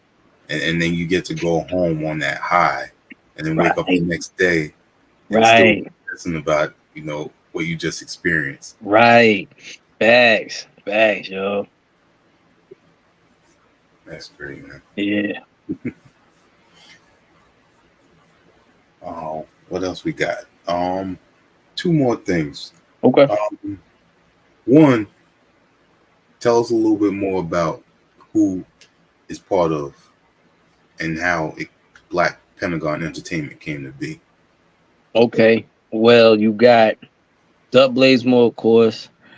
I mean, the group has changed now, so I don't really know like who is in and out at times. Like, it kind of switches in and out. But Dub Blazemore, Murder Marv, which is his physical, that's his brother. Yep. Raw Fats, who lays low, but now he's got an album that's gonna be coming out sometime soon. Arthur Aiken, he's another one who weave in and weave out. Tony Hustle, of course. Tone does a lot of work. Put out a lot of dope projects. He got a joint with Sky Zoo. But he put in a lot of work. Ason, he's got a project that's about to drop too. Him and his man C Stunner, they got a joint that they put together. Wilt 757, he's another one who's a member. Like I said, it's interchangeable. It's a lot of people who they'll come in, they'll do something, and they'll go out. But at first, it was like the Great Eight. It was like, the beginnings of us was, me, Dub Blazemore, Dirt Rice, Pisces, A-Rod, who's still around too, Arthur Aiken, Raw Fats, Mr. Wonderful. Like that was the group, But over the years, some people realize that it's not their passion like it once was. Mm-hmm. So, they fall to the back, and it's still all love. It's all still family. You know people since you were, little guy. So it's all love with that. But yeah, but that's it. That's Pentagon. Like, it 1 minute, I guess it's like me. 1 minute they rapping, 1 minute it's like, hey man, look, man, we gonna go over here, yo. I'm gonna work at the liquor store. I don't want to deal with the rap no more. You know what I mean? So it is what it is. I get it. But that's pretty much the core of the group though. The first guys I named right now. Some of the other guys are inactive. They might come out if you need them for something, but other than that, they just living their best lives. Gotcha. Yeah. But we formed it. It got formed back in 97. It was just me and Duck sitting at my grandma's crib, and I was like, yo, man, like, I want to form this group, but I don't know what I want to call it, man. And at that time, my mother was working. She was doing environment. Well, she was always doing it, but she was like doing environmental like work, working for the EPA. But she was always like back and forth, to the Pentagon for stuff too, like in between. And so, this is actually a little bit before she started working for the EPA. She was with the EPA. She was the deputy director of health and safety. Okay. And so when she was, before she was doing that, she was working at another company, and that was some energy company that Ross Perot had. And but she was at the Pentagon for other stuff. I don't know what was going on, Navy stuff, because she was, military too. Mm-hmm. So I was like, yo, let's just call it Black Pentagon. So she's the inspiration for the name of the group. You know what I mean? Like, everybody around here knows that's where it comes from. It came from her. I don't think she ever knew that. I never told her that. Mm-hmm. But yeah, like she came. She was the inspiration for the joint. Like once I told him, he was like, "Oh, that's hard. That's hard. That's it right there. That's it. Black Pentagon." So we just, from then, that's just been it, man. BPE. So branded and everything. So like people see, when they see the Pentagon with the BPE in it, they're like, "Yo, I need it on the hoodie, a hat, whatever." Like they know it's official. So. Yeah, shout out to my mom, man. She played a big part in, all of this work. Yeah. Find much respect, I'm finding out, through this interview. Yeah. Dope, man. Yeah. Yeah. Appreciate it. Yeah, dope.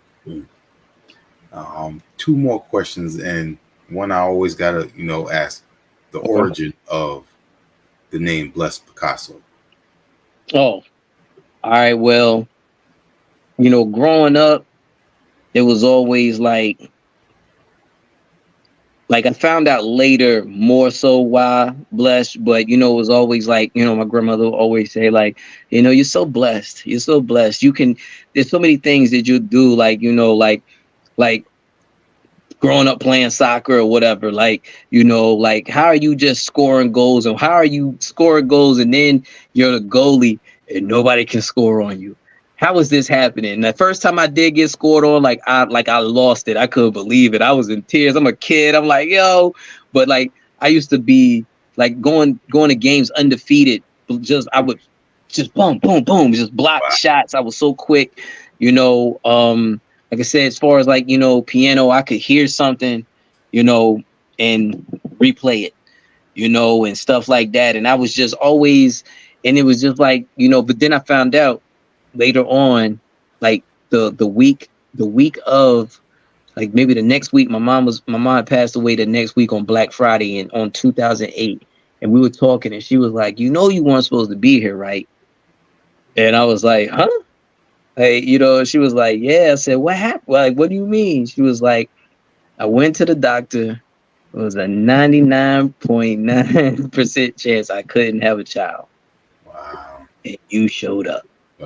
I said, oh, so that's why you've been on my helmet this whole time, that I got to do something because I ain't supposed to be here. You know what I'm saying? And she was like, yeah. So, it's like, you've always been like that. I got, you'll hear me say it in songs like I'm the one, because I'm the 1%. You know what I'm saying? That 1%, I came, and did my thing. So the blessed joint, like I said, I've heard it all. Bless, bless, bless. Now, my man Roscoe Sneed, he was the one who said Picasso, because I was just going by Bless at first. And he was like, nah, he said, yo, man, you bless Picasso, man. He said, yo, because you be painting pictures, man. Like, you paint the pictures. I see it when you rap. And, we were young when he said this. So I was like, yo, I like how that sounds.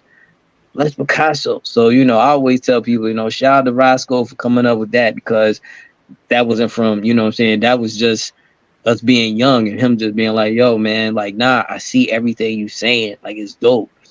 Like, so it's like a Picasso picture. So I saw some clown, saw a clown on the internet who said something about, this was around the time this first one dropped. It was like, yeah, my name had been blessed for 17 years or 10 years or something like that. I was like, hey, man, peace be to you, brother. But if I see you, you know what I'm saying? We might have to have a nice little talk, because I felt like you was throwing shade for no reason. You act like you cornered the market on the name Bless. Get out of here. So, but nah, that's that's where it all stems from, though. Shout out to Roscoe. All right. Shout out to moms and grandma. Definitely. I love it. Yeah. All pieced together properly. Yeah. Exactly. My last question for tonight. How was your experience meeting Robert Engle?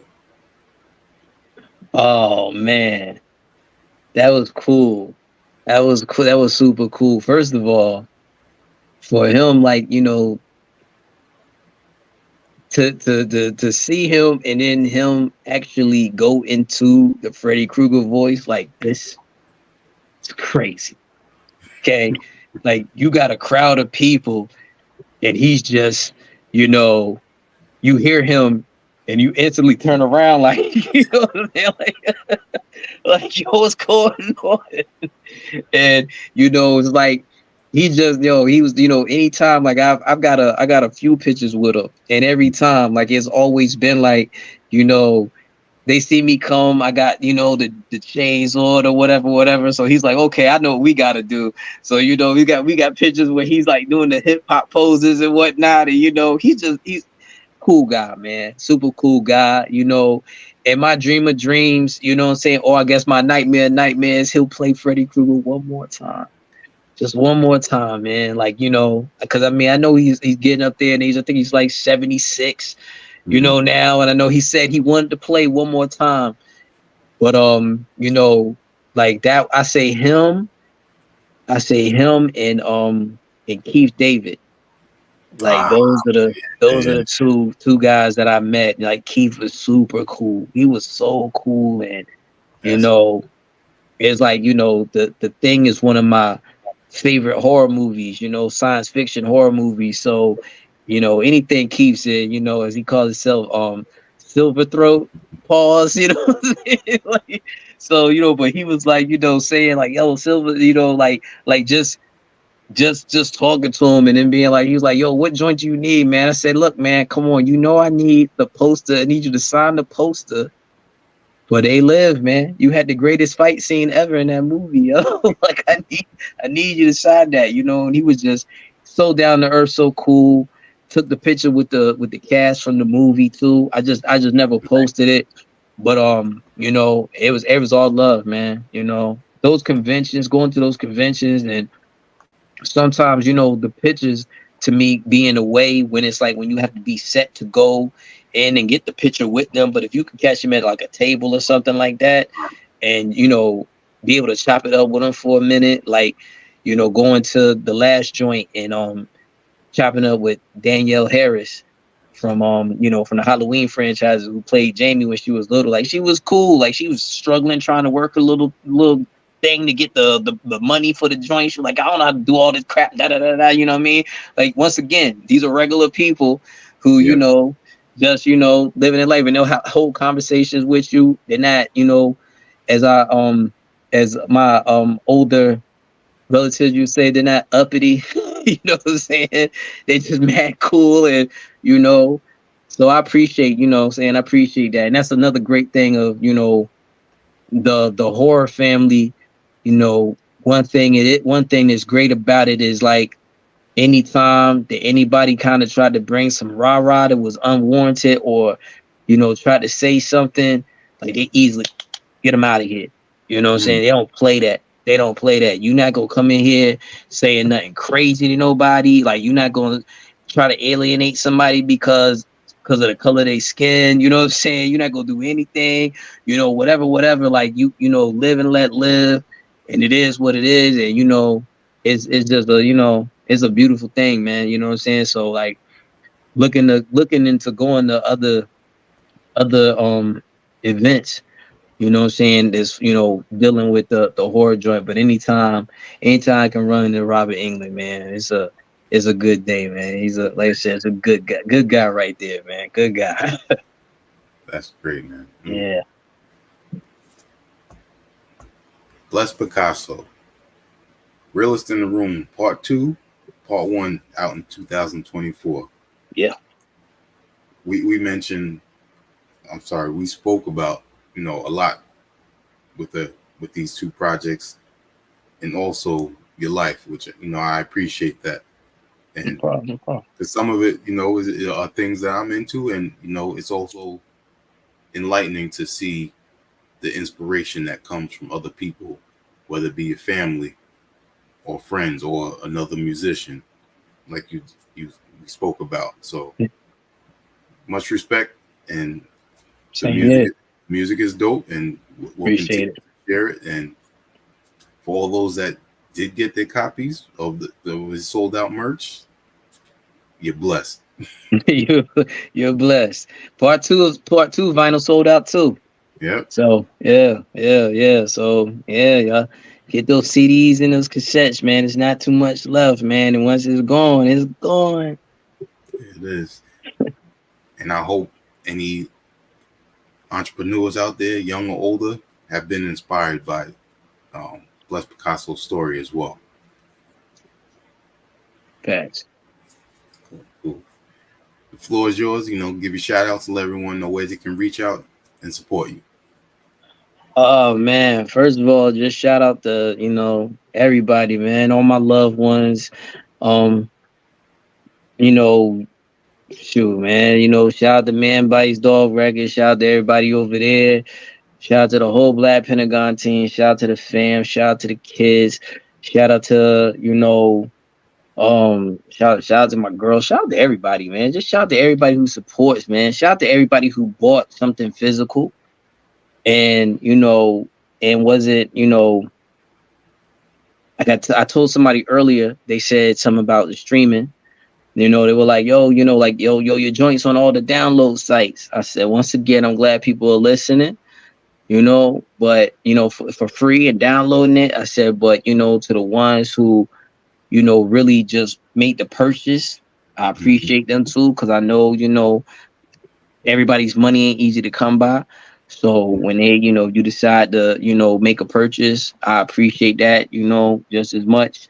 But yeah, man, you can find me at Instagram, man, Bless Picasso at Instagram. That's it, or you can go to the website and catch up on videos you haven't seen, blesspicasso.com. It's got videos up there, it's got the links to all the music or whatnot.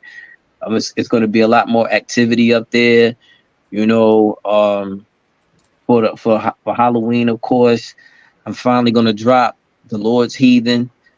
We've been teasing it for a couple of years, and I wanted to kind of put out some work that would bring a little bit more attention this way before I put that out. That's me and Zap.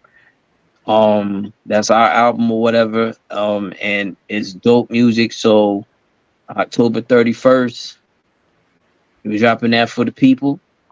So and that's it for the year. And I'm just gonna gear up on everything else that we discussed as far as the oh no and the crisis joints and all this other work I got going on. Like I plan on. I told my team, I said, yo, 2025 is gonna be a doozy. So let's go ahead and you know what I mean. Let's go ahead and get everything cooked up and ready to go. So yeah. And I got a full joint. Me and Scary I were going in for another full joint. Ooh, Yeah, okay. yeah. So, and that's more. We keep joking about it. We call it our smooth jazz album. You know what I mean? So it's a little bit more laid back. Like I said, we wanted to do something for you know for the grown people too. So yeah, man. Be on the lookout for that, man. And shout out to you, man. For real, appreciate you having me on. Is Appreciate it. we've been trying to connect and we finally got it done, and I'm happy, that we got to sit down and chop it up, man. I appreciate you. Definitely, definitely. Yeah. And I hope to, hear about your wine more and more. Oh yeah, definitely. That's like I said, that I gotta only thing I gotta do, everything's in house, man. Everything you see. Oh, and what you did say too about the cover art. Yeah, it's all me. Yeah. Yeah, that's Okay. me. You know what I'm Good. saying? That's the cover art. Concepts. If it's not the concept, if it's not the artwork, like even with the AA joint, like it's still like I'm doing everything. You know what I'm Yeah. saying? Like y'all want to do it like this, do it like that.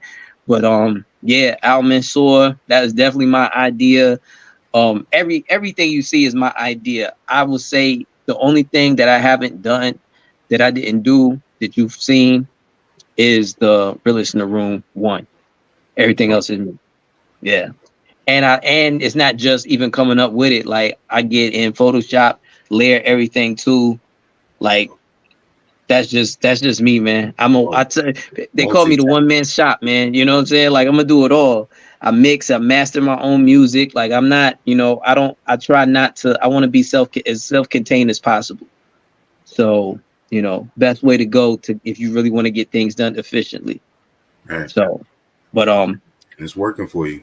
it is. But back to the wine real quick. Hmm. Only thing I gotta do now is just label the bottles. You know what I'm saying? There's a lot of bottles I gotta sit down and label. So no, there's no machine that wraps the bottles. It's all hand. It's done with love. It's done with Yeah, love, people. it It's is. done with love. So yeah, as soon as I get it done, they'll be out there. You know what I'm saying, for the people who wanna indulge. Yeah, It is. yeah. Appreciate it. And on behalf of HHDG Media, we're gonna say peace. Peace.